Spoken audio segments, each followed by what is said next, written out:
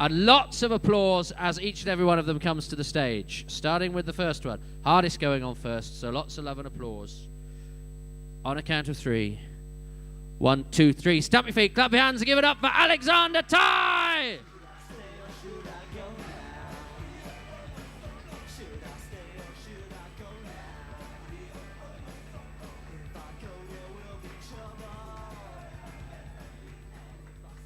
Hello? Okay, that was a bit shit. Hello, are we good? No? Okay, good. I'm going to point it out before somebody else does. I am ginger.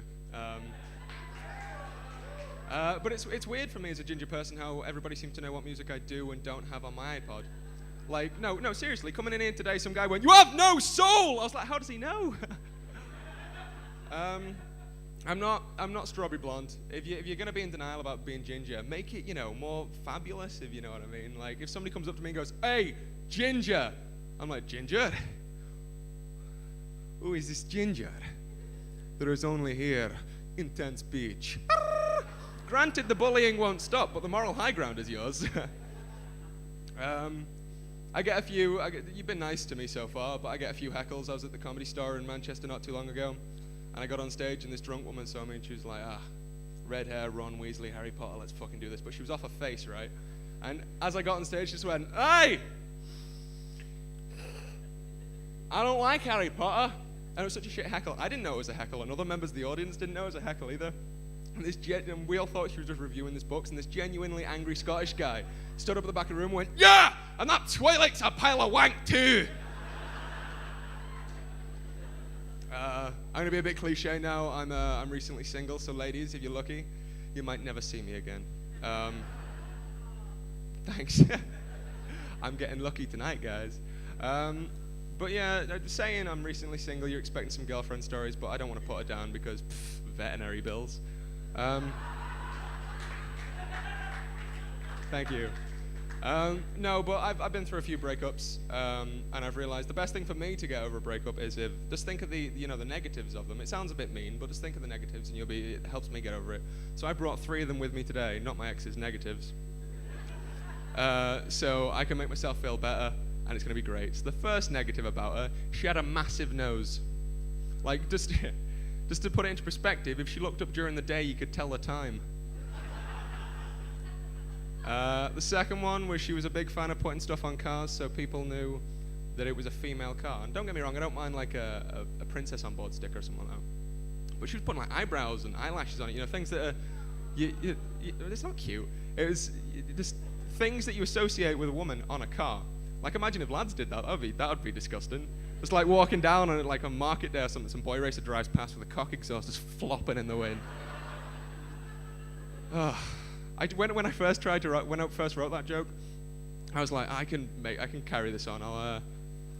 Surely there's a one-liner I can have that has CO2 emissions and spunk in it, right? And I typed in on Google what rhymes with sperm, and my dad walked in, and he went, "Why am I not surprised?" Like he expected me to do it. And the third one, negative, is she taught my granddad a story that I'm gonna have to teach you in a second. But basically, if a song isn't particularly metal, I like to shout, "Metal!" Right? So I'll give you an example. If you turn the radio on and like Celine Dion comes on, it's like, "Every night you just metal!" and it's sorted, right? And she taught my granddad this. It was the Christmas the Nintendo Wii came out, because my nan and my brother were playing tennis on the Wii, and my nan was on fire. Well, she drinks a lot of whiskey and smokes. It's bound to happen eventually. The human Molotov, we call her.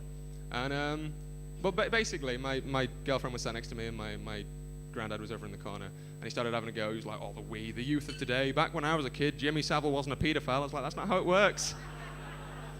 And my ex got really pissed off with this, and she was like, you don't know what we do. You can't have a go at us for not knowing what we do. And he went, "Go on then. What do you two do?" And I was like, "Not anal." And she was like, "No, Alex does this thing where he goes, metal!" And it was like, and he tried it and he went, metal! And it was boring, it was Christmas, we watched Doctor Who, we had our dinner, and we forgot about it completely.